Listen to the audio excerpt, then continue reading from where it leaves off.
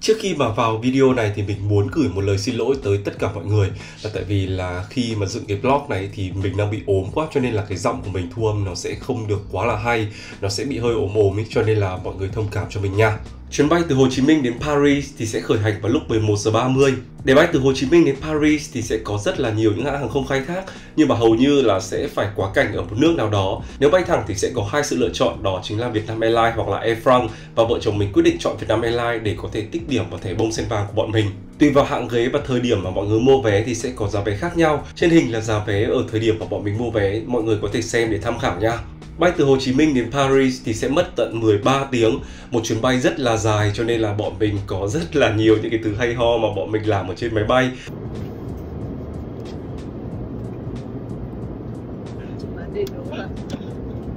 Nhưng cứ như này chắc phải kỷ niệm 50 năm ngày cưới mất anh chị ạ. Chị Kim cũng vừa nói vậy. Qua video này thì mình cũng muốn gửi một lời cảm ơn đến các bạn tổ tiếp viên VN11 vào ngày 20 tháng 5 khi chúng mình đi, và VN10 vào ngày 3 tháng 6 khi chúng mình về, đã hỗ trợ bọn mình cực kỳ tốt trên những chuyến bay. Mình đã lấy xong hành lý rồi đây mọi người. Có một điều mọi người phải chú ý thì mọi người nên grab lại như vợ chồng mình đây. Grab rồi nhá, mà mình thấy là vali nó vẫn còn hơi bị kiểu như là xước ở bên trong. Có rất là nhiều vali ở ngoài kia là nó vỡ hẳn luôn.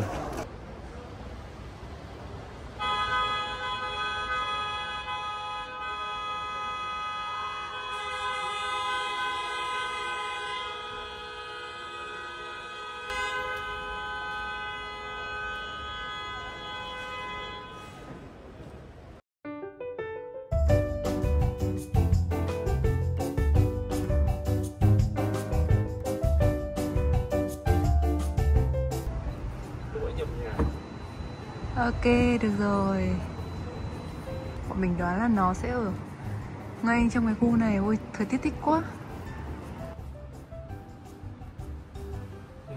Rồi, như đi tìm kho báu.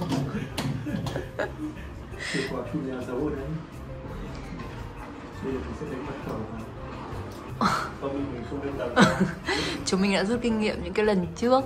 Đấy là nếu mà bọn mình đi thuê nhà mà không để ý là sẽ phải xách vali lên rất nhiều tầng cầu thang. Đấy là một cái mà mọi người phải lưu ý khi mà mọi người thuê những cái căn Airbnb nha. Nhưng mà lần này thì bọn mình đã thuê một căn hộ rất là đặc biệt. Đây sẽ cho mọi người coi ngay sau đây. Cảm ơn.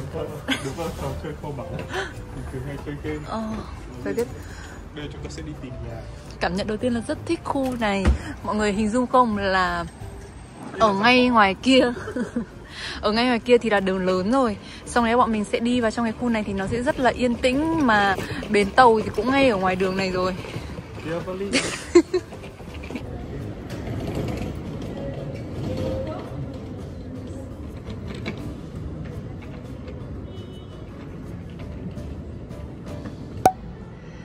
Đây sẽ là căn nhà bọn mình ở trong mấy ngày tới. Này, khoan từ từ, nhưng mà anh có tích ở trên đấy là toàn bộ nhà. Có nghĩa là mình phải sở hữu riêng. Đúng. Nhưng không biết có ai ở cùng không ta? Không, mình là thuê toàn bộ mà. Cho mọi người coi. Nếu mà như thế này thì có opera luôn đấy. Lúc mà bọn mình tìm được căn hộ này thì bọn mình đã rất là thích. Thế nhưng mà đáng nghĩ ra mình không thuê được căn này. Sau khi vào nhà thì bọn mình sẽ kể cho mọi người câu chuyện này. Quá hơi kể xíu nha. Ôi, nó xinh hơn rất nhiều. Baby Cello. Wow, Baby Cello luôn. Nó đẹp hơn trên ảnh Airbnb 100 lần ý. Wow. Đẹp quá. Đây là phòng tắm này. Trong này sẽ có một phòng tắm đứng, một toilet. Ở bên này là gì? Bên này chắc là bên tủ giặt đồ của họ. Dưới là phòng ngủ nhá. Xinh quá. Nó đẹp hơn rất nhiều lần ý. Tại vì lúc mà bọn mình thuê căn này, bọn mình nghĩ là chắc ở ngoài nó sẽ có những cái điểm khiếm khuyết nào đấy. Tại vì nó không thể nào mà có một cái giá nó tốt được như thế được, mà lại ở một cái vị trí như thế, ngay sát mặt đường như vậy được. Ok, thử đi xuống đây bố nhá. Ở dưới này thì theo như bọn mình hiểu, lúc mà người ta chụp ảnh thì dưới này thì sẽ là phòng ngủ. Ui, bố ơi, xinh. Ôi, Ở phòng ngủ đây có một cái giếng trời nhìn lên trên chỗ. Ôi dồi ôi. Thôi. Best. Wow, căn này đẹp quá luôn. Căn này mọi người hiểu không? Có nghĩa là lúc nãy đi vào ở bên trên sẽ là bếp này, phòng khách này, phòng toilet. Sau đó thì sẽ đi xuống tầng hầm xuống phía dưới qua cái cầu thang này. Đó, thì nó sẽ là khu vực ngủ. Có máy chiếu để xem phim. Và cái chỗ giếng trời kia người ta làm hay ha. Ơi, chúng ta sẽ ngồi ở đây ăn tối ăn trưa và nhìn ra bên ngoài. Cái hàng rào nó thấp như này thôi ấy. Mà ở ngoài đường này thì rất là nhiều tiệm bánh này, xong rồi hàng cà phê nữa. Mùi bánh thơm nức luôn. Toàn snack luôn bố ạ. Xịn sao vậy? Như đây là tủ lạnh thì phải. Đúng rồi. Ở trong tủ lạnh hơi mùi nha. Tầm mùi phô mai ấy. Có nhiều đồ đông lạnh này nhỉ? Không biết chủ nhà không? Trước ở đây à? Em nghĩ là những lúc mà mình thuê thì họ sẽ ra ngoài. Lúc mà bọn mình xem trên Airbnb ấy, thì bọn mình thấy rằng là bọn mình thấy rằng là cái bộ bàn ghế này là hình như là của Cartel. Vẫn nghĩ là của Cartel ở đấy. Cái đèn này của Cartel luôn. Cái này là BB Cello. Chiếc này chiếc BB Cello size small. Cái này cũng là đèn xịn luôn.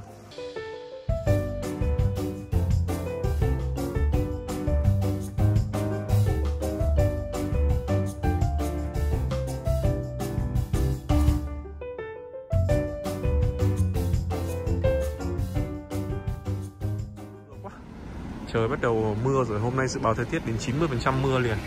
Mình với cả mẹ heo đang đi một cái siêu thị nào đấy mà bán những cái đồ hóa mỹ phẩm với mọi người. Mình cũng muốn mua để mấy hôm tới bọn mình đến Thụy Sĩ thì bọn mình sẽ dùng luôn.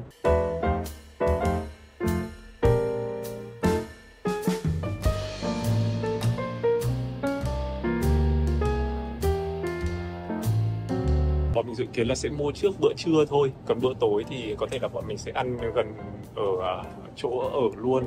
Đấy, nhưng mà bây giờ đang mua cả đồ mặn với cả đồ ngọt, rồi mua một ít sữa. Tối nay mình sẽ xem chung kết của bầu. Bọn mình mua được một túi bự đồ trong siêu thị này. Ở Việt Nam đúng không thì sẽ có người cho đồ vào túi cho bạn. Nhưng mà rõ ràng rồi sang bọn mình đi Hàn, Nhật hay là Pháp vừa xong đấy, thì khi mà thanh toán tiền ấy thì mình sẽ là người tự cho đồ vào túi. Họ cứ để đóng như vậy thôi. Nhưng mà mọi người nhớ là phải làm ha.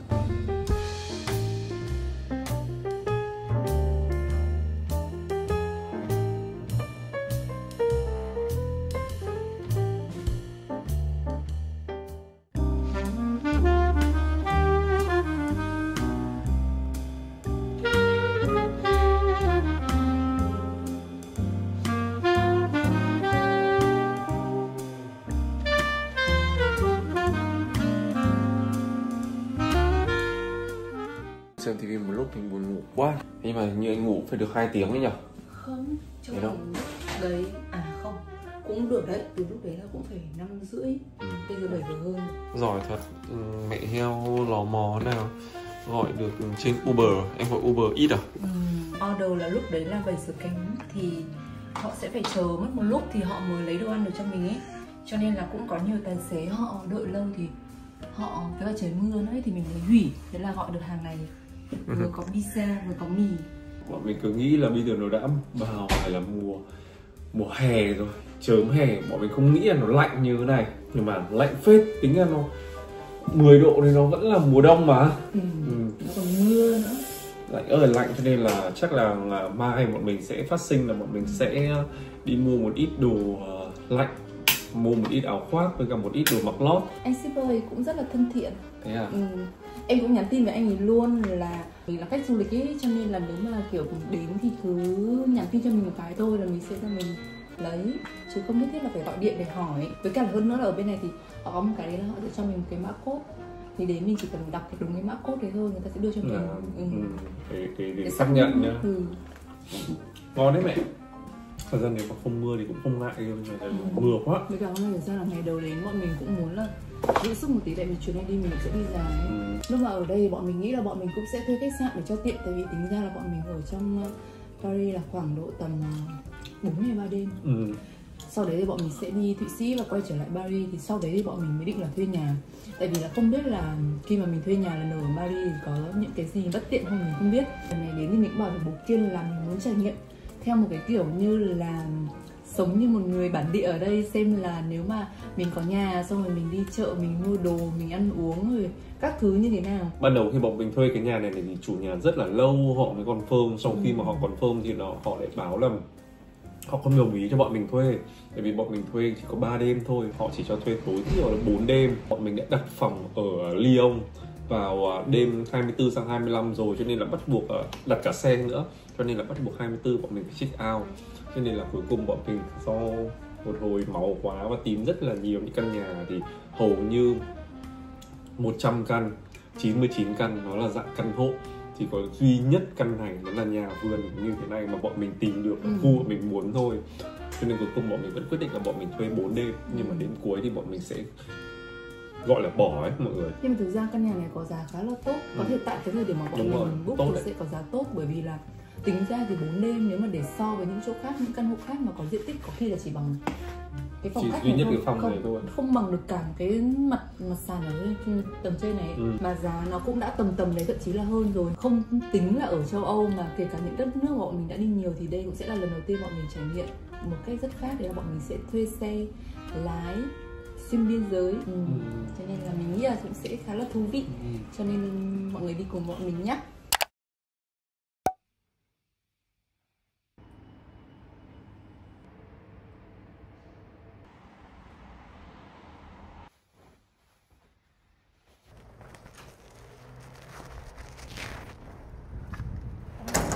Trời xanh hơn rồi nhỉ? Ok, bây giờ đang là 7 giờ kém 5. Bọn mình sẽ đi tập thể dục. Đằng sau ngay cạnh nhà bọn mình là một tiệm bánh, cho nên là sáng mở cửa ra mùi cái tan nướng bánh đã thơm nức rồi.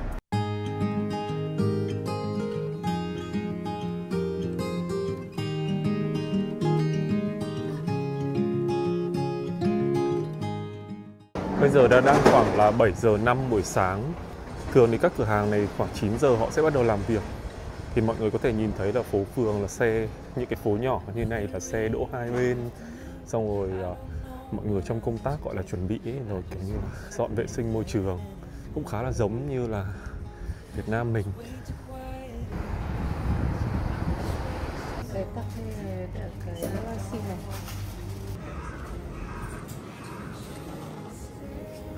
Sô-cô-la của mẹ và hot cappuccino của bố. Ấm. Đấy cũng chỉ là họ pha kiểu như cà phê máy pha liền thôi ấy. Nó không phải là kiểu hạt rang xay. Tại vì bọn mình đi qua đây mình thấy họ kiểu bán khá là sớm, với cả là có nhiều người ta mua đồ để ăn sáng ấy. Cho nên là bọn mình quyết định là bọn mình sẽ dừng chân ở đây mua luôn. Bây giờ thì bọn mình sẽ đi tìm một cái công viên, nhưng mà tập cả phụ thôi, chắc ăn là chính. Công nhận. I know the hours getting late. I shouldn't sit here contemplating. I just can't stop thinking about it. Khi đi bộ khoảng gần 2 cây số so với chỗ ở thì vợ chồng mình đã đến được một cái công viên nó trước mặt như mọi người. Đó, thì bọn mình có xem ở trên Google Maps ấy, thì cái công viên này nó khá là xinh. Nó có một bãi cỏ rộng và có một cái cầu nhỏ nhỏ bắc qua. Đây là công viên kiểu như công viên địa phương thôi, chứ nó cũng không phải là một cái công viên gì nổi tiếng cả. Đây, công viên đó đây mọi người. Và cái công viên này nhé, thì mở nó cũng sẽ có giờ ha. Mình sẽ để tên ở bên dưới để cho mọi người tham khảo nếu mà mọi người muốn qua đây. Ở công viên này thì người ta không cho chó vào này. Đó, ta chỉ vào để tập thể dục rồi cắm trại. Mình thấy có rất là nhiều người mang đồ ra đây để cắm trại vào những cái ngày nắng.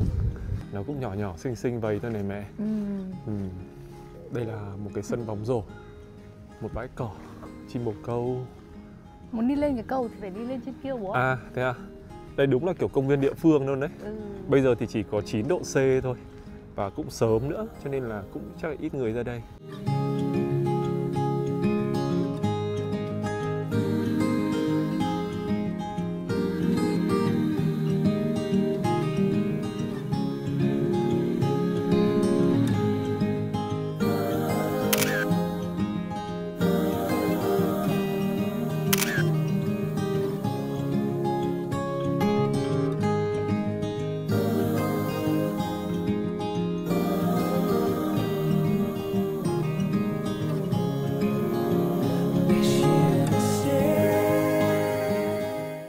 dễ chịu nhỉ? Cũng rất là dễ chịu.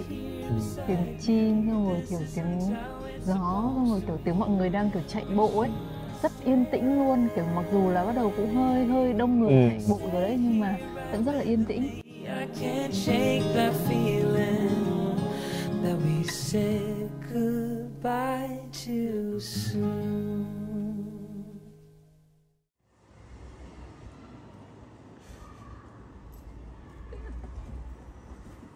Mình vuốt ve đấy. Trông cái kiểu này là muốn gọi ra để vuốt ve gãi gãi cho đấy. Bắt đầu đi chơi thôi, bọn mình sẽ đặt xe qua Uber thì là tiện nhất.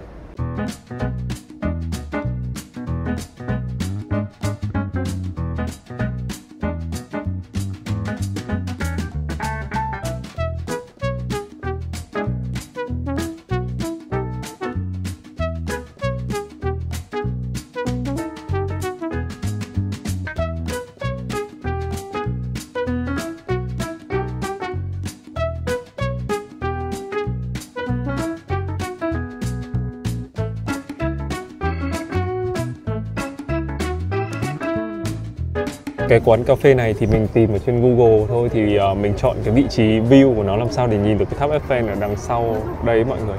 Thì bọn mình vừa mới scan menu và sẽ ăn trưa ở đây đã. Sau đó thì bọn mình sẽ đi long dong khu vực này, tại vì là đằng kia thì nó sẽ có một cái công viên nhìn thẳng ra tháp Eiffel, rất là thích luôn. Bọn mình gọi một phần mặn và một phần ngọt. Với phần đồ mặn thì bọn mình gọi bánh taco với cả ức gà chiên giòn. Còn đây là một phần pancake với cả dâu tây. Cái bánh pancake siêu nhiều và siêu to ấy. Đây. Bây giờ bọn mình sẽ ăn. Ở đây thì mình gọi cappuccino. Còn ở đây thì là một ly matcha dâu tây của mẹ heo. Mời các bạn ăn trưa cùng với cả chúng mình nhé.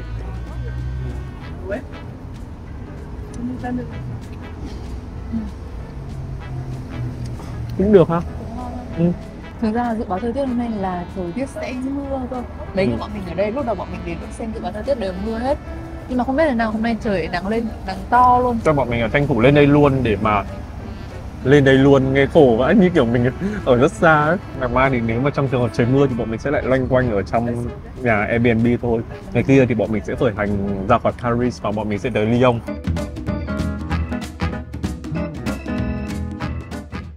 Sau khi mà ăn trưa xong ấy thì bây giờ hai vợ chồng mình đang đi tản bộ dọc theo cái con đường này. Thì đây, ngay đằng sau đây mọi người là tháp Eiffel, rất là đẹp luôn. Thời tiết ngày hôm nay nắng này, ấm, rất là dễ chịu. Nó se nhẹ nhẹ lạnh thôi ấy. Và cảm giác nói chung rất là đã nhỉ. Xong rồi nó không quá đông đúc, vắng vẻ. Đó, cho nên là mình sẽ nói chi tiết với mọi người cái bên mà mọi người nên đi nếu mà mọi người đi tự túc mà mọi người muốn ngắm tháp Eiffel ở một khoảng cách rất là gần mà lại vắng vẻ và dễ chịu như thế này ha. Con đường mà chúng mình đang đứng đây thì có tên là Voie Pompidou. Đây là một con đường mà chạy dọc theo sông Seine, chạy ven ở bên bờ phải của dòng sông, xuyên qua trung tâm ở Paris. Để cho mọi người có thể dễ dàng tưởng tượng ra hơn thì mình đã để một cái bản đồ ở đây. Thì mọi người cứ hiểu là ở tháp Eiffel thì sẽ có một bên là có bãi cỏ rất là rộng, còn một bên thì là sông Seine. Thì cái con đường này nó sẽ nằm ở bên kia bờ sông Seine nhé mọi người. Từ đây thì mọi người có thể dễ dàng quan sát tháp Eiffel mà rất là vắng vẻ luôn. Từ đây thì đi bộ sang tháp Eiffel rất là gần, chỉ khoảng tầm 5-10 phút đi bộ thôi. Và cái khoảng cách ngắm tháp như thế này cũng là một cái khoảng cách mà bọn mình thấy vừa đẹp mọi người nhé. Nhìn nhé, cùng một đoạn thôi, cách có vài bước chân. Chỗ này rất là vắng, nhưng mà chỉ cần là chúng ta đi tới cái cầu này, nó là chính diện tháp Eiffel, với cả nó cũng là nơi mà bình thường là các xe buýt người ta hay trả khách tour này, sau đó thì là khách du lịch người ta ngồi xe buýt 2 tầng đi tham quan ấy, thì nó sẽ rất là đông. Cho nên là mọi người chỉ cần đi xéo ra vài bước chân thôi là mọi người vẫn có thể lấy được cảnh tháp Eiffel như thế này mà nó vắng vẻ ha. Thời tiết hôm nay thích quá. Cái năm mà bọn mình đi thì là đúng hôm đấy trời rất âm u và cũng rất lạnh, cho nên là nhìn mọi thứ nó xám xịt hơn. Đó, mọi người thấy không? Chỉ có cách vài bước chân thôi, ta vẫn có thể nhìn thấy cảnh tháp rất là rõ.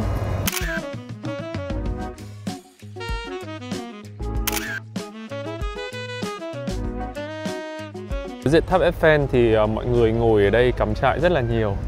Có một cái công viên xinh xinh ở đây, cũng khá là đông khách du lịch với mọi người. Đó. Hôm nay trời nắng cho nên là mọi người ra đây ngồi để ngắm thác. Người có thể nhìn thấy là dòng người đổ về tháp Eiffel rất là đông. Nhưng mà nhìn từ góc độ này hôm nay kiểu có thể trời nắng nên mình thấy nó đẹp ha mẹ nhá. Được không? Lần trước mình đi nó âm u quá ấy bố. Nên là nhìn trông nó xám xịt à.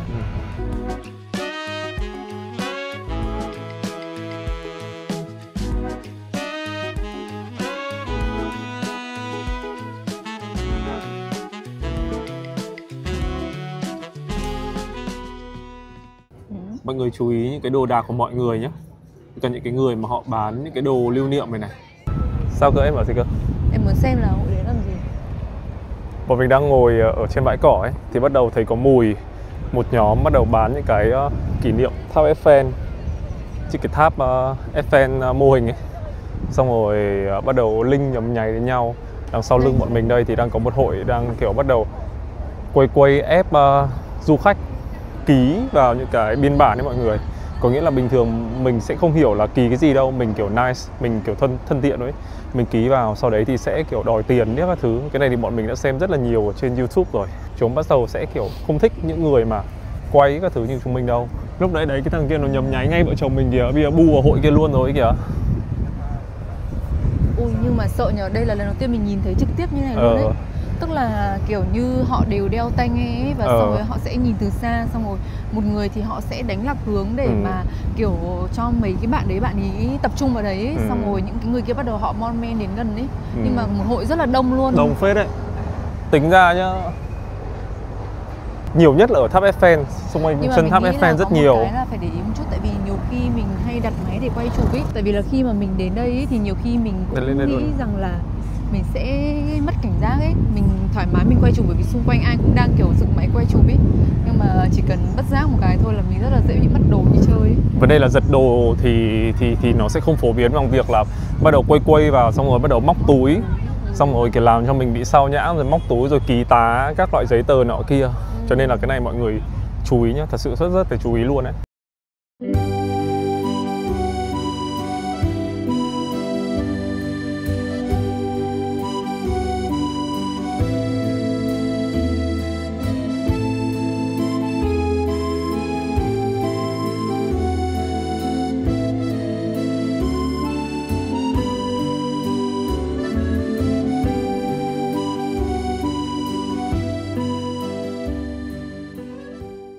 Cái vị trí này thì bọn mình thấy nó khá là đẹp, tại vì là mình vừa nhìn được ở cái chỗ cầu này. Cái tên cầu mình đã chụp ảnh ở đây là Quốc Anh với Con Thủy. Đây là cái tên của cái cầu này. Chỗ này rất là đẹp. Thật ra thì hôm nay vợ chồng mình cũng rất là may là đến đây nó vắng ấy. Nhờ. Chứ mọi khi là nó sẽ đông hơn. Đẹp.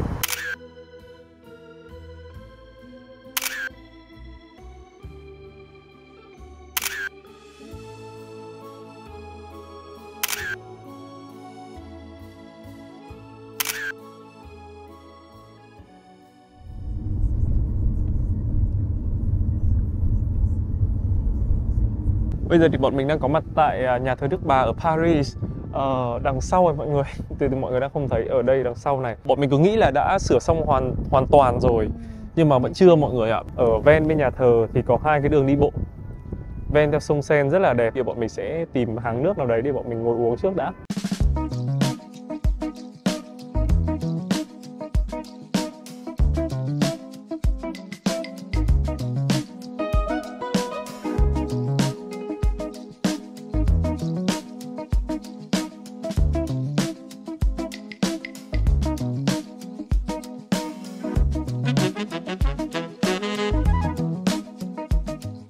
Hai vợ chồng mình sẽ đi vào trong những cái con phố bên trong này để khám phá xem có gì không ha. Vợ ơi, chồng ơi cái mic của vợ đâu nhỉ? Mic của em anh cà rồi. Ở đây thì đúng là kiểu khu du lịch luôn, cho nên là mình thấy cà phê nhiều, xong rồi các cái đồ lưu niệm, hàng quán ăn cũng rất là nhiều.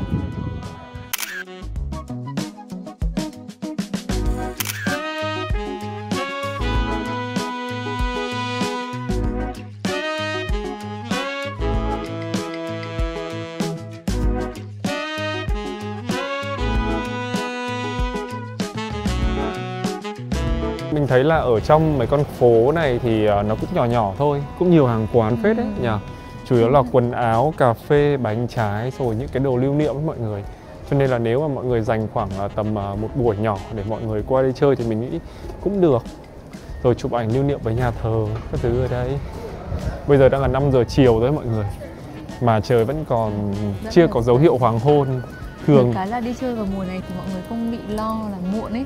Tại vì nếu mà tắt nắng thì chắc cũng phải cỡ 8 rưỡi 9 giờ tối. Hôm qua là 9 giờ 15 tối nhỉ, thì mà trời mới lặn. Cảm giác một ngày rất là dài này.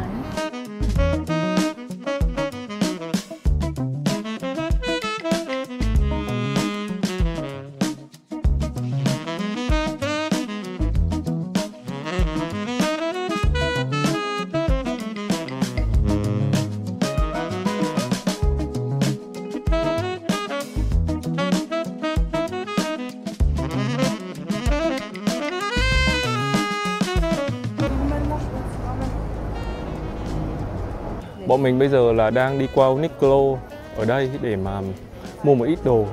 Còn những con đường thì họ vẫn đang quay vào để mà họ sửa, giải nhựa lại như thế này. Đó, sửa chữa, cái khu vực này đang sửa chữa khá là nhiều. Còn lại nếu mà nó hoàn thiện thì mọi người sẽ trông cái kiến trúc nó sẽ thấp tầng.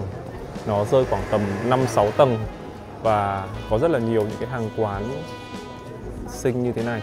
Mọi người để ý sẽ thấy là tên các bảng hiệu sẽ không có cái biển mà nó đua ra ngoài đâu, mà thường là người ta sẽ design cái mặt tiền theo cái phong cách riêng và sau đó thì sẽ đính cái tên thương hiệu ngay ở trên cái tường như thế này thôi, chứ không có biển để đua ra ngoài. Je suis à Le Marais. Nói đùa mọi người một chút thôi. Câu đó thì có nghĩa là tôi đang ở Le Marais. Đúng vậy mọi người ạ, đi theo bản đồ thì bọn mình đã đến được khu này. Đó chính là Le Marais. Đây là một trong những khu phố nổi tiếng và lịch sử, nằm ở ngay giữa trung tâm Paris, thuộc quận 3 và quận 4. Ở đây thì cũng rất gần những cái địa điểm nổi tiếng như là bảo tàng Picasso hay là tòa thị chính ở Paris. Ngày xưa ấy, thì đây là một khu phố cổ và từng là nơi ở của quý tộc Paris. Nay thì là một khu phố cổ trộn giữa lịch sử, nghệ thuật và hiện đại. Mình nghĩ rằng là với những ai là khách du lịch ý, thì chắc chắn sẽ rất là thích khu này. Tại vì ở đây thì có rất là nhiều những cái hàng quán, từ cà phê, đồ ăn, quần áo, đồ lưu niệm, nhiều lắm mọi người ạ. Bọn mình qua đây ý, thì không thiếu thứ để mà mua sắm đâu. Khi mà tới Paris thì chắc chắn là mọi người đừng bỏ qua khu vực này nhé. Tại vì đây là một trong những khu sành điệu nhất, được người dân địa phương và khách du lịch rất là yêu thích luôn đấy. Giờ thì mọi người cùng xem một vài hình ảnh mà bọn mình đã quay được ở đây nhé. Bọn mình lang thang ở đây đến buổi chiều tối và sau đó thì ăn sushi tại đây. Sau đó thì bọn mình cũng về lại căn Airbnb của bọn mình thôi.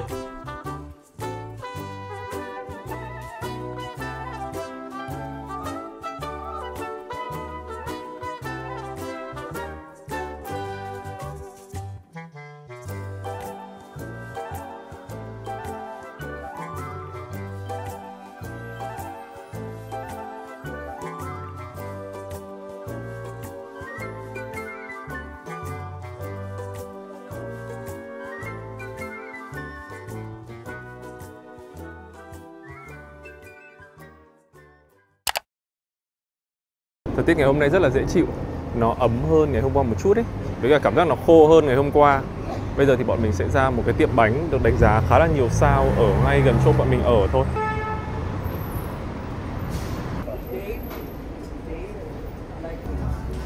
Bánh trông rất là ngon luôn. Mẹ xem bánh mặn hay bánh gì? Mình nghĩ là mình gọi một phần mặn, một phần ngọt nhé. Ở đây hot nhất là cái Black Croissant này, nó làm từ mè đen đấy mọi người. Các loại bánh trông rất là hấp dẫn luôn đấy mọi người. Đây là bên các loại bánh mì. Đó.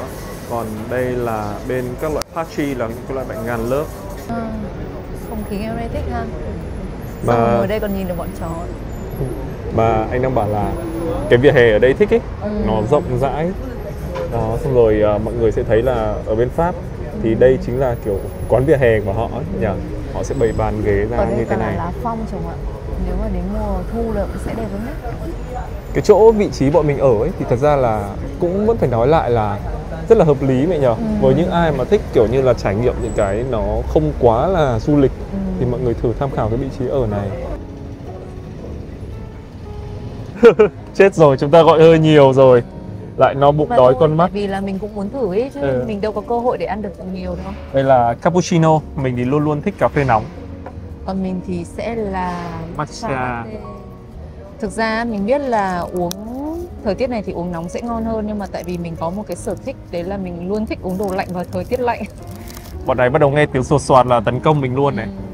Kiểu hút to vậy. Lúc bọn mình đến thì tiệm rất là vắng, nhưng mà bây giờ thì mọi người xếp hàng trong siêu đông luôn. Hôm qua mình ăn sushi buổi tối hôm qua cũng như thế nhỉ? Mà thực ra để ý là mình cũng khá là có vía thần tài. Đấy. Ở trong thì mọi người đang xếp hàng đông lắm. Bọn mình lúc nào cũng sẽ chọn lúc mà vắng nhất để mà vào ngồi ăn, thì cứ vào một cái là sẽ đông.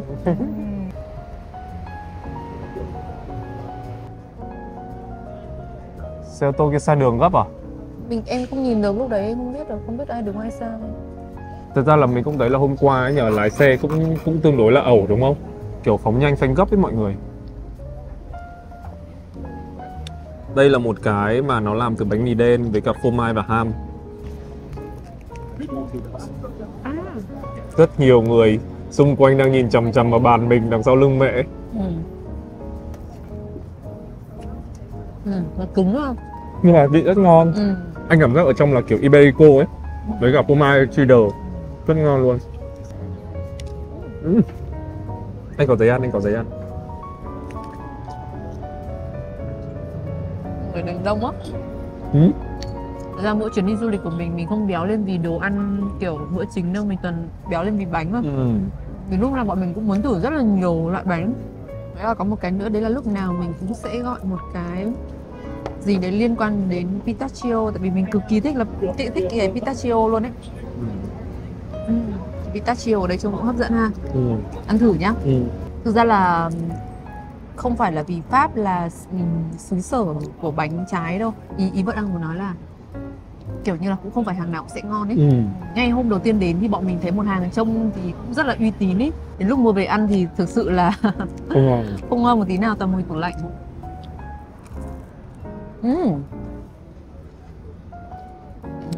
Ngon không? Cái sốt nâu nâu ở trên này mọi người, nó là hạt pistachio xong mọi người nghiền ra ấy. Tại vì nó có dầu cho nên là nó sẽ thành được cái sốt như thế. Ngon quá. Đúng không? Xin mời mọi người ha. Không phải ăn vào cái nhân đấy. Ở trong này nó còn có cả sô-cô-la chip ấy. Ngon nhờ. Cái pistachio này là vị tươi chứ nó không phải là vị tinh chất. Ngon nhất. Nhờ mà xong rồi bánh nó rất là ẩm, rất là cái pistachio họ làm cũng rất là nhuyễn ấy. Gu mình. Quần anh quần trắng em ơi. Ok, bọn mình sẽ thử cái mè đen. Cái này là best seller ở đây. Có lẽ là mình ở châu Á và cái kiểu như là croissant mà kiểu có nhân thì nó rất là phổ biến ở châu Á. Ví dụ như là Hàn, Nhật hay Việt Nam mình. Ở bên này ấy, thì những người ta chỉ thích ăn loại plain hoặc là almond là loại hạnh nhân thôi, chứ ít khi mà họ bơm nhân vào bên trong. Nhưng mà những năm gần đây thì họ bắt đầu biến tấu và họ bơm nhân vào trong nhiều hơn. Nên là hàng này hot nhất là về cái món này. Đây, mời mẹ. Đây, cho mẹ cầm đi tại vì mẹ gặm ngang khó. Mẹ ăn vào nhân chi?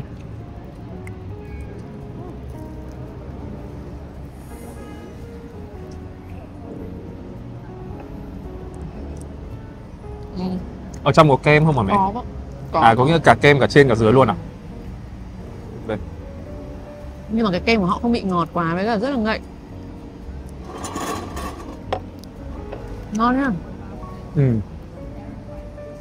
Bánh này ngon đấy. Bánh này ngon. Ở đây họ cũng có khá là nhiều những cái loại bánh mì nữa. Bọn mình sẽ xem như nào sáng mai thì trước khi mà đi tới Lyon thì bọn mình sẽ mua để mang đi được. Vừa kết thúc bữa sáng xong bây giờ bọn mình lại đi mua đồ để đi ăn tiếp. Bây giờ bọn mình sẽ mua một ít hoa quả để sau đó thì bọn mình sẽ mang đi picnic. Nhỏ này. Thì bố lấy hộp đấy luôn cũng được. Nhìn mấy quả cà chua này trông bóng bẩy thật. Mình rất là thích ăn cái quả đào dẹt này. Lần trước thì khi tới Pháp thì bọn mình đã ăn rồi. Nó rất là thơm ấy. Mình sẽ mua một ít để mang đi ha.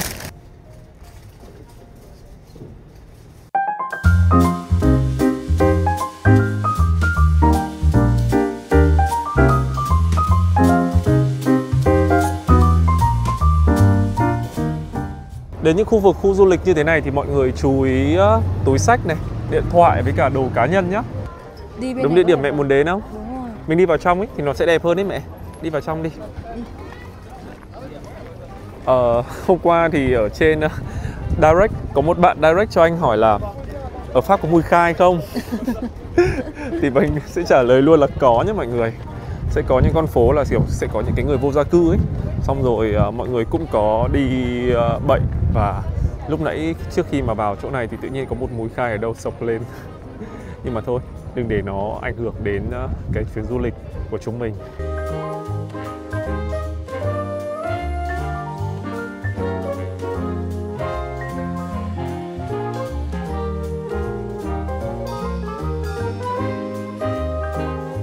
Ở đây thì mọi người có thể giải những cái thảm ra để mà ngồi picnic, hoặc là sẽ có những cái bàn ghế màu xanh đặc trưng như thế này để mà cho chúng ta có thể ngồi uống nước, nghỉ ngơi, tắm nắng. Ngày hôm nay ấy, khi mà đi vào trong bóng râm thì trời khá là lạnh, nhưng mà nếu mà đứng ra ngoài nắng thì sẽ ấm áp và dễ chịu hơn.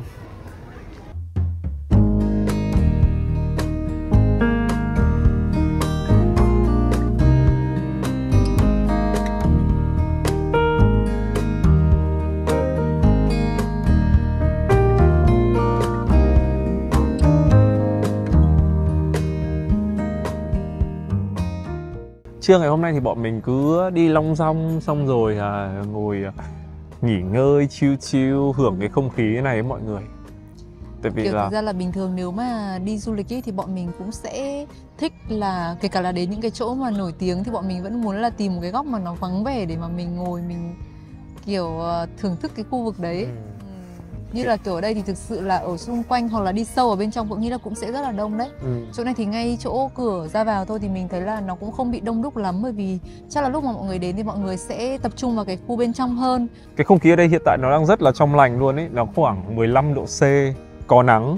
Nếu mà những bạn nào mà không chịu được lạnh ấy thì sẽ cảm thấy lạnh và sẽ cảm thấy hơi rét một chút. Nhưng mà tại vì là vợ chồng mình là những người mà cũng chịu được cái lạnh, cho nên là bọn mình ngồi đây có cái ánh nắng mặt trời như này nó cũng rất là ấm. Mặc một cái áo khoác mỏng mà ở trong chỉ thêm một cái áo phộc tay thôi là ok. Nhưng mà thực ra là mùa hè ở châu Âu mình thấy vẫn là lạnh nha. Tức là lúc đầu bọn mình đi thì bọn mình cũng khá là chủ quan, tại vì bọn mình nghĩ rằng là cuối tháng 5 rồi, cuối tháng 5 đầu tháng 6 rồi thì bọn mình nghĩ rằng là nó sẽ chỉ hơi lạnh về đêm, về sáng sớm thôi, còn đến buổi trưa thì nó sẽ mát mẻ thôi. Và mang quần áo thì mang đúng kiểu đồ hè đi ấy. Xong đến lúc sang đây thì cũng hơi bị ngã ngửa một chút xíu, bởi vì trời lạnh mà kiểu nếu mà mình đứng ở chỗ ngoài nắng thì không sao nha, nó sẽ là kiểu nắng hanh ấy. Nhưng mà nếu mà mình mà vào chỗ râm một chút xíu thì là cũng cóng đấy. Cho nên là bạn nào mà đi du lịch tầm thời tiết này thì mọi người nhớ lưu ý nha, bởi vì mang không đủ ấm một cái là rất là dễ là kiểu bị cúm, bị cảm ấy. Đấy, nên là mọi người phải lưu ý. Nếu mà mọi người đi du lịch vào cái thời gian này thì sẽ không bị quá là đông. Nếu mà mọi người đi vào tầm khoảng tháng 6, tháng 7 thì khi mà nó trời ấm vào trời mùa hè rồi thì rất là đông luôn. Ở châu Âu thì họ bắt đầu được nghỉ hè ấy, mọi người, cho nên là đông lắm, nên tầm này mình thấy đi là vừa đẹp. Lúc nãy bọn mình có một cherry với cả đào. Đây là cherry. Đây, cherry. Nó mềm nhá, anh cảm giác nó mềm chứ nó không được giòn đâu. Cherry mềm.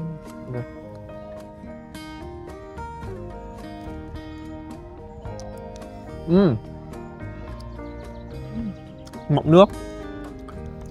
Nó vẫn có độ giòn, hơi chua nhẹ. Nhưng mà cũng mọng nước á. Ngon nhỉ? Mình đã từng xem rất là nhiều những cái bộ phim mà những cô nhân vật chính kiểu sẽ ra đây ngồi ăn trưa, xong đấy rồi là nghe nhạc, đọc sách các thứ ấy. Nhưng mà bây giờ mình lại được ngồi đây. Mình nghĩ là sẽ tùy thuộc vào tính cách của mỗi người mà sẽ có những trải nghiệm du lịch nó khác nhau. Lúc đầu ấy thì bọn mình cũng xác định là chuyến đi này là bọn mình sẽ thiên về trải nghiệm như người bản địa, và bọn mình sẽ không lui đến những cái địa điểm du lịch quá là nổi tiếng đông đúc. Thực ra thì việc mà mình đến những cái khu vực đấy để mà có một kiểu ảnh kỷ niệm thì mình nghĩ là cũng xứng đáng mà. Tại vì thực ra là mình khi mà nhìn vào những cái địa điểm đấy thì mình sẽ biết ngay là mình đã từng đặt chân đến Pháp này.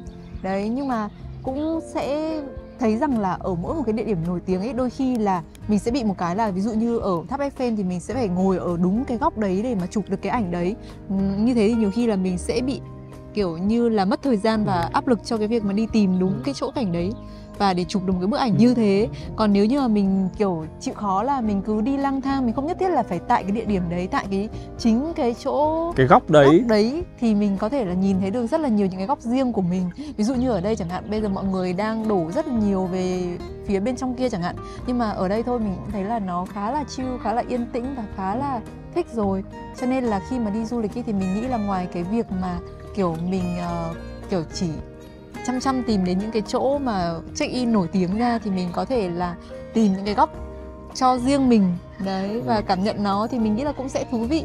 Nha, bye bye con. Bye bố con, tắt máy đây ạ. Bố yêu con. Bye bố mẹ. Ừ. Dạ.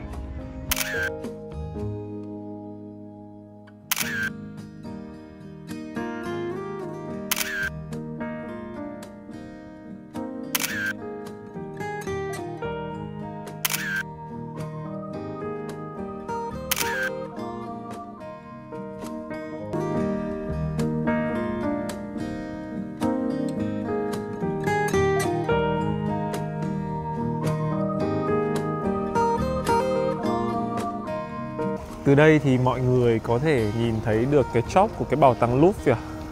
Đây. Đó, cái shop này. Thì cái khu vực này nó nằm ngay phía sau của bảo tàng Louvre mọi người nhé. Cho nên là nếu mà mọi người đến đây để mà tham quan thì mọi người có thể đi cả cái quần thể này trong một buổi luôn. Rất nắng. Thế là phải quàng khăn để cho đỡ nắng. Từ đây thì mọi người cũng có thể nhìn thấy cả tháp Eiffel kìa.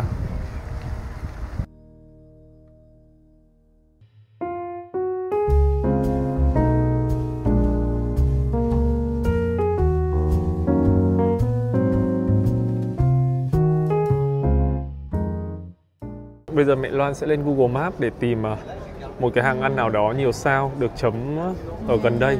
Nói chung là cách tìm của bọn mình ấy là bọn mình lên Google Maps, sau đó thì vào phần nhà hàng. Đúng rồi, ví dụ như mình muốn nhà hàng này, xong rồi mua sắm này, cà phê thì mình sẽ ấn vào đây luôn này. Đó. Thì nó sẽ định vị những cái chỗ gần mình, sau đấy thì bọn mình sẽ xem review và bọn mình vào ăn thôi.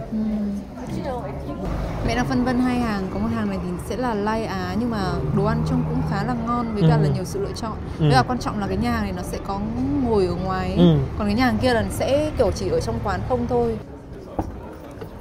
Đây, Ebis là cái quán của cái mái đỏ này nè mọi người. Đây có phải là bún bò không mọi người? Tại sao viết là bò bún? À, hay là đọc ngược? Nhưng mà quán này được đánh giá khá là cao nhá. Người ta khen là kiểu cửa hàng rất là thân thiện với cả đồ ăn ngon mà giá lại cực kỳ hợp lý. Nếu mà ở vị trí này thì mình nghĩ rằng là như thế này rất là ok đấy. Chắc chắn là sẽ cháy nắng, nắng nó gắt như này mà. Nhưng mà ngồi đây thì đúng là ấm. Với cả thật ra cũng không có sự lựa chọn, tại vì là thật ra là mái thì họ cũng sẽ không đua mái ra hẳn ngoài. Vừa nói em trời dâm được hơn một chút. Mái sẽ không đua hẳn ra ngoài để mà che hết được đâu, trừ khi là mưa. Còn nếu mà nắng như thế này thì người ta vẫn sẽ để như vậy và mình ngồi thôi. Mọi người có thể thấy là từ hôm qua đến giờ mình quay, mọi người cứ ngồi ngoài nắng để tắm nắng, phơi nắng, các thứ nọ kia. Nhưng mà mình cũng không phải là một người sợ đen cho nên mình vẫn ok với việc đấy. Mình gọi bún bò của Việt Nam mình các mọi người. Còn mẹ heo thì là cơm bò tiêu đen. Bò lắc tiêu đen. Bò lắc tiêu đen sao? Trông ngon đấy mẹ. Tại vì là ngày mai thì bọn mình sẽ xuống Lyon và bọn mình sẽ đi sang Thụy Sĩ, cho nên là có thể là sẽ không ăn được mấy đồ Á nhiều. Cho nên là bọn mình tranh thủ ăn nốt đồ Á. Bò mềm không? Mềm nhưng mà cũng ngon. Bún bò của anh ăn khá là ổn. Ăn đỡ nhớ vị quê nhà, mà hôm nay mới là ngày thứ 2. Mẹ Loan gọi một phần gan ngỗng thêm. Cái này nó giống như là ăn cuốn với vịt quay mọi người.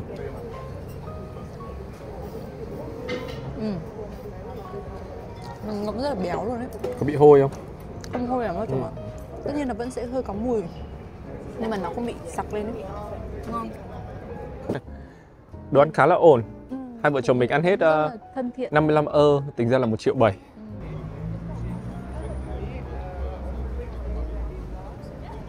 Hình như là năm đấy là mua sinh nhật của bố đúng không nhỉ? Mua đợt đấy mình đi là tháng 10. Vì mua là vì Vợ nhớ là cũng là một dịp gì đấy. Đang nói chuyện với cả mẹ heo, và là đây chính là nơi mà mình đã mua chiếc đồng hồ đầu tiên. Cho nên là mình rất là có kỷ niệm ở cái khu vực này. Anh nói là anh mua đồng hồ gì thì mọi người mới biết được chứ. Thôi, chiếc đồng hồ giá trị đầu tiên. Thì cho nên là mình có nhiều kỷ niệm ở chỗ khu vực này, vẫn nhớ như in cái cảm giác mà lần đầu tiên có, rất thích, và chuyến đi này thì mình cũng đeo nó. Mọi người nhìn chỗ này có thấy giống Hà Nội không? Siêu giống Hà Nội luôn mẹ ạ. Giống ha. Giống nhau, rất giống Hà Nội, trên phố kiểu Ngô Quyền, rồi phố chỗ Metropole ấy. Wanna be free of this heart, yeah. Wanna feel your arms around me. I need you more, need you here, more than I would like to admit. Let's forget about tomorrow, yeah. Should I hide away forever? Should I close my eyes and never again hold you tight, call you mine, think about you every time I remember that it's over, yeah. You never break, you never lie.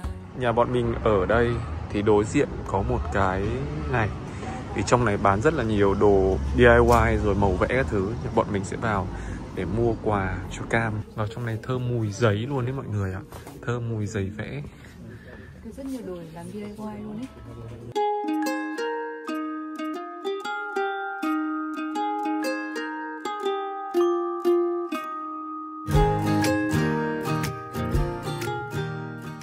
Bây giờ đang là khoảng tầm 7 giờ kém 15 tối, thì giờ này là bắt đầu là giờ đi gom rác ấy mọi người.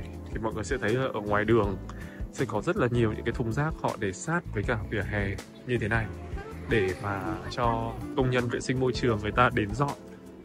Đó. Thì ở Pháp sẽ chia thùng rác ra làm 3 màu để cho mọi người có thể phân loại rác. Ví dụ như là nắp màu xám hoặc nắp màu trắng thì sẽ là những cái đồ thức ăn thừa. Nắp màu xanh sẽ là những cái đồ thủy tinh. Còn nắp màu vàng thì là những cái đồ để tái chế. Những cái nắp màu vàng của mọi người nó sẽ là những cái đồ mà tái chế, ví dụ như là thùng cát tông hay là những cái đồ nhựa mà có thể tái chế được sẽ để vào thùng có nắp màu vàng. Cho nên là nếu mà mọi người thuê Airbnb mà có nấu nướng tự thì chú ý cái điều đấy để mà mình phân loại rác ha.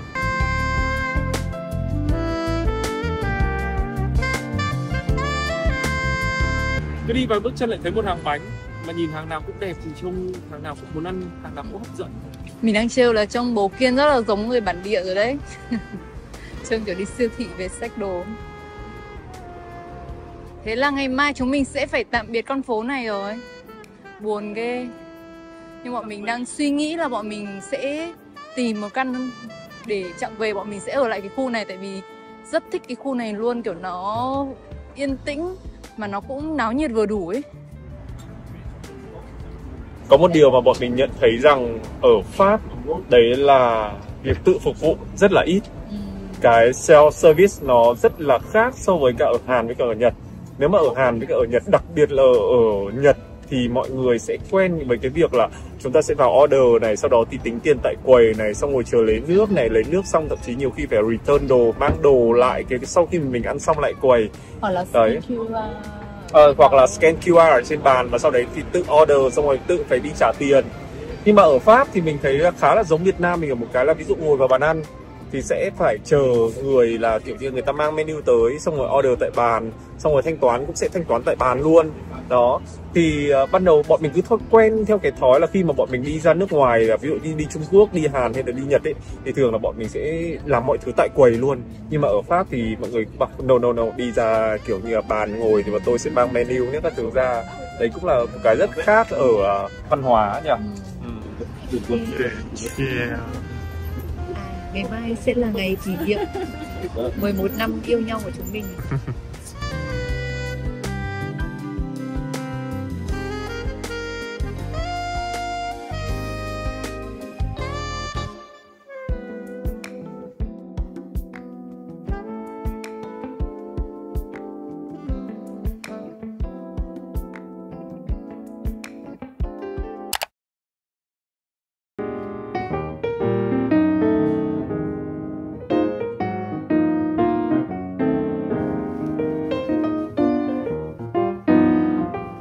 Bọn mình đã sửa soạn hành lý xong xuôi, cũng đã dọn xong nhà cho họ. Chút nữa về mình sẽ viết cho họ một cái Thế hả? Nốt lại Cảm là ơn mình đi cảm hả? ơn. Bây giờ mình đi đã. Ok, bây giờ chúng mình đặt Uber nhá. Qua đấy nhá. Có một điều mà mình rất thích ở bên này ấy, là tất cả các app cũng như là chi tiêu hàng ngày đều xài Apple Pay rồi. Mình thấy rất là tiện, tại vì ở Việt Nam thì mình cũng xài Apple Pay ấy. Nhiều khi mình chả đem ví đi làm gì cả. Bây giờ thì bọn mình sẽ đi qua 60 để mà bọn mình lấy xe.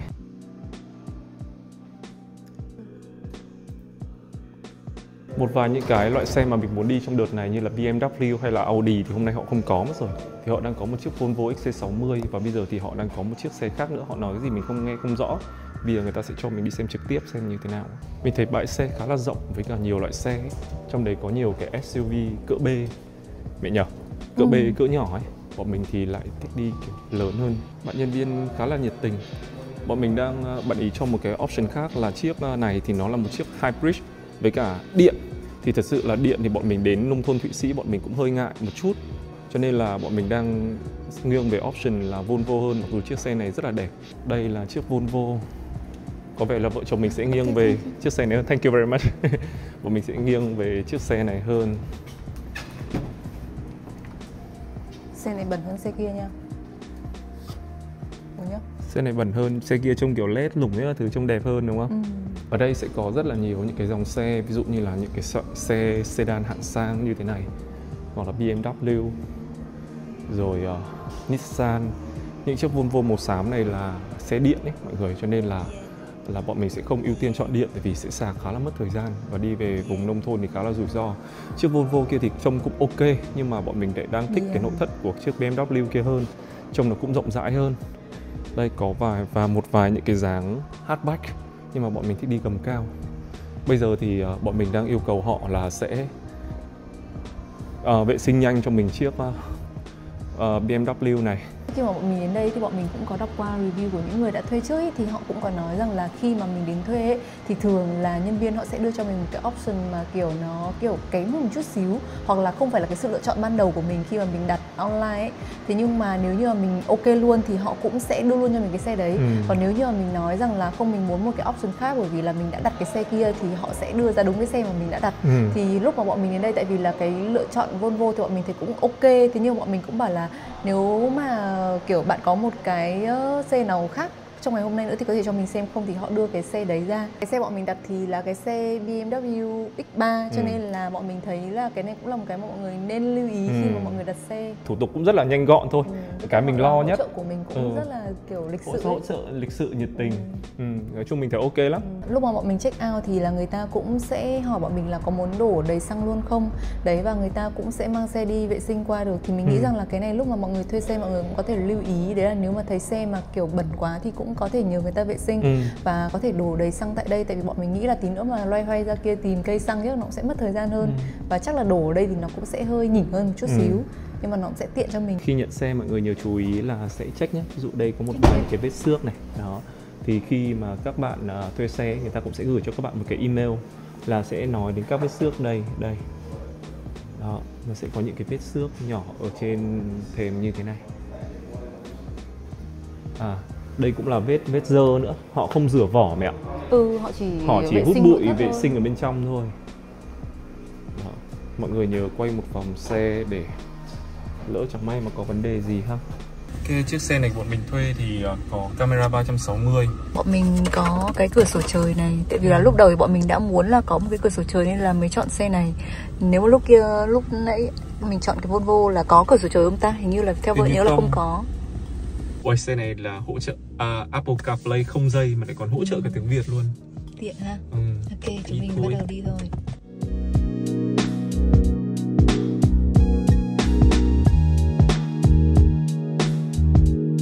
Mình vừa để lại một lời nhắn cho bạn chủ nhà, cảm ơn vì đã cho bọn mình ở một căn nhà thật đẹp và có rất nhiều kỷ niệm ở đây. Mình đã cố gắng tìm mọi cách để viết bằng tiếng Pháp, hy vọng bạn ấy sẽ hiểu được cái ý của mình.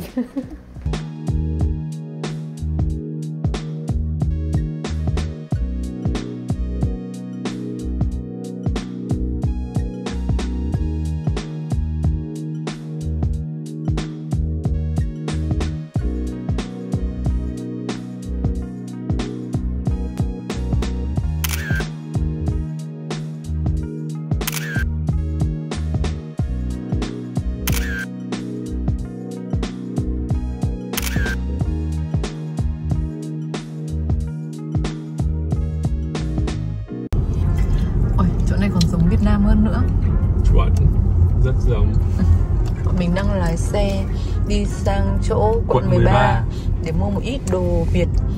Và bọn mình sẽ mang xuống Lyon, nhưng mà mục đích chính là để mang sang Thụy Sĩ. Tại vì sang Thụy Sĩ thì bọn mình muốn là sẽ nấu cơm. Cho nên là bây giờ sẽ đi mua nước mắm với cả là mua các cái đồ gia vị để sang Thụy Sĩ thì bọn mình sẽ hy vọng là có thể nấu một bữa cơm nhà ở bên đấy. Vui.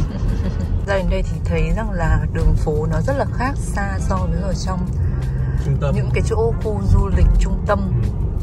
Nó là một cái góc nhìn rất là khác so với cả những người đi du lịch như bọn mình. Ok, bọn mình đã đến chợ Tam Rẽ phải, sau đó điểm đến của bạn nằm ở bên trái. Đọc chính xác là như nào, nhưng mà đây là một khu chợ trong người châu Á. Mọi người thì nhìn thấy là ở đây có khá là nhiều người Á nên bộ ở bên đường trông nó đã có hơi hướng Á luôn rồi ấy. Như kiểu Chinatown ấy nhỉ? Giống Chinatown. Bên kia có rất là nhiều tiệm Trung Quốc bán vịt quay xá xíu. Nghĩ là nếu mà có quyết định là sẽ định cư ở thành phố nào thì cũng nên có những cái trải nghiệm như này để xem là mình có thực sự muốn sống ở đây không. Bởi vì khi mà mình chỉ ở trong những cái khu du lịch thôi thì mình sẽ chỉ nhìn thấy được những cái mà kiểu xa hoa mỹ miều hào nhoáng nhất của nó thôi, chứ mình sẽ không có nhìn thấy được cái kiểu đời thường của nó. Cái này nó làm cho mình cũng nghĩ đến cái hồi mà mình chuyển vào Sài Gòn ấy. Thì thay vì việc là mình chỉ trải nghiệm ở trong quận 1 thôi thì mình cũng phải qua quận 7, qua quận 2, rồi qua quận 4. Xong rồi mình cũng phải ở, xong rồi mình cũng phải thử sinh hoạt, đi chợ xem là cái thực sự là cái đời sống ở đây nó có phù hợp với mình không. Kẹt xe còn rất là xa luôn mọi người. Bọn mình đã đỗ xe xong. Bây giờ thì bọn mình sẽ đi vào trong siêu thị. Lối đi đường nào ta? Đây, bên này, có thấy mọi người đi bên này. Ui, ở dưới này nó kiểu cái mùi siêu thị, mùi dầu mỡ với cả mùi hàng hóa mọi người. Nó hơi hôi một chút. Mẹ có ngửi thấy cái mùi mà bố đang thấy ngửi thấy không? Là mùi gì? Mùi vịt. Đúng rồi, mùi vịt quay. Rất là thơm. Ok, vào bên trong nhé.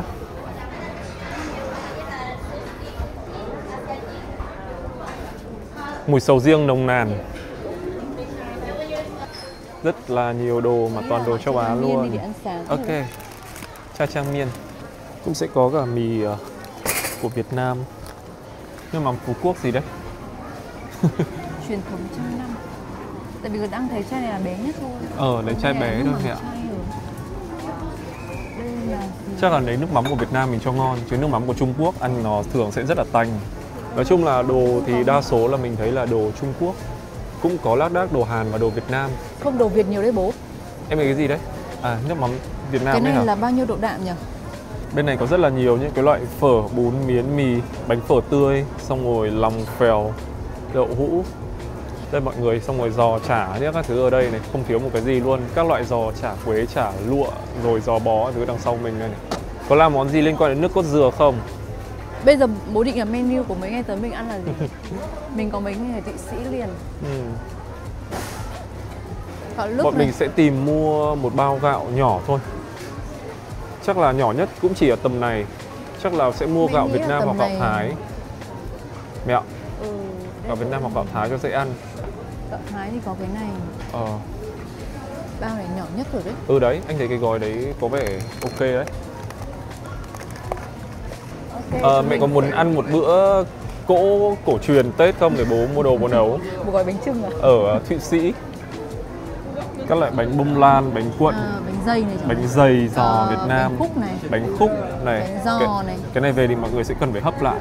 Chè bưởi. Bánh chưng à? Đây là bánh bò thốt nốt này mẹ. Bánh bò này. Bánh bò mẹ thích này. Chè, các loại chè.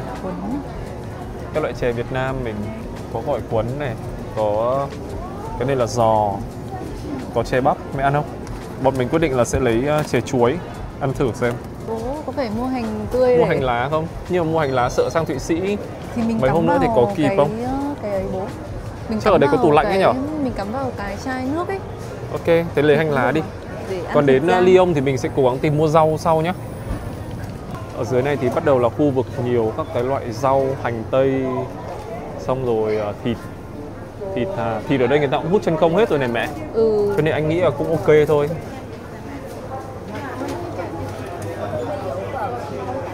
Các bạn muốn mua thịt nhá, là các bạn phải xé cái số xong rồi xếp hàng, chờ gọi đến số của mình thì mới lấy.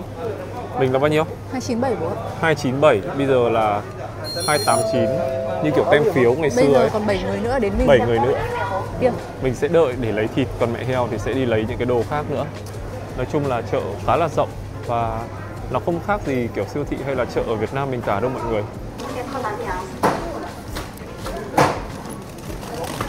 你好，200七。Half, yes, thank you very much.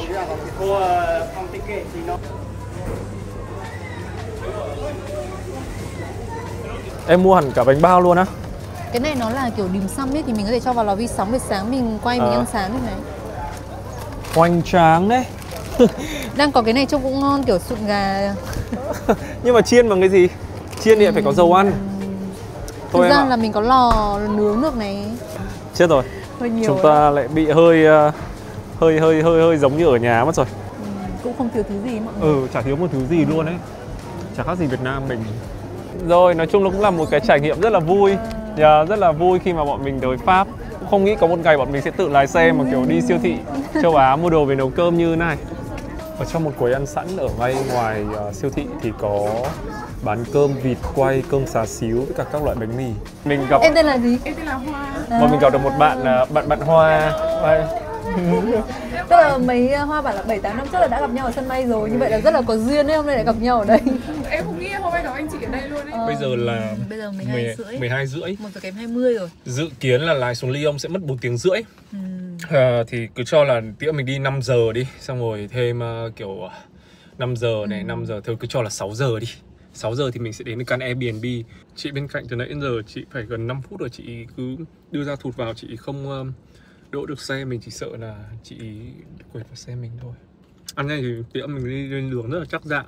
Mẹ có đi toilet các thứ thì đi luôn nhá.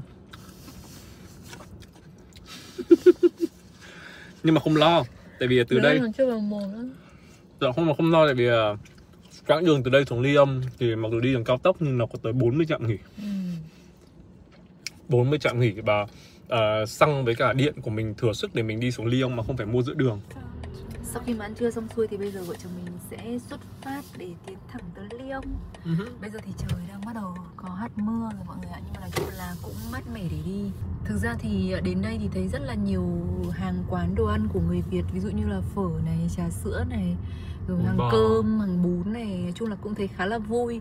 Không biết là mọi người ở bên này thì kiểu sẽ thấy thế nào, nhưng mà bọn mình khi mà đi ra nước ngoài ấy, xong rồi gặp những cái hàng quán của người Việt mà trông lại đông khách được xếp hàng ấy, thì bọn mình cảm thấy rất là vui, bởi vì là kiểu cảm giác như là ẩm thực của mình cũng đã lan rộng ra thế giới ấy. Ẩm thực Việt Nam ngon mà. Rất là ngon luôn. Ở nước ngoài xong đấy mình gặp được đồng hương ấy, mình cũng sẽ cảm thấy rất là vui. Rồi bây giờ thì chúng mình sẽ đi xuống Lyon. Hy vọng là từ giờ đến lúc đấy thì đường xá sẽ không có bị tắc đường. Mình thấy rằng là giao thông ở Pháp thì cái luật cũng như là cái làn đường nọ kia y hệt như Việt Nam mình, không khác một tí nào luôn. Cho nên là mọi người cứ tự tin mà lái thôi.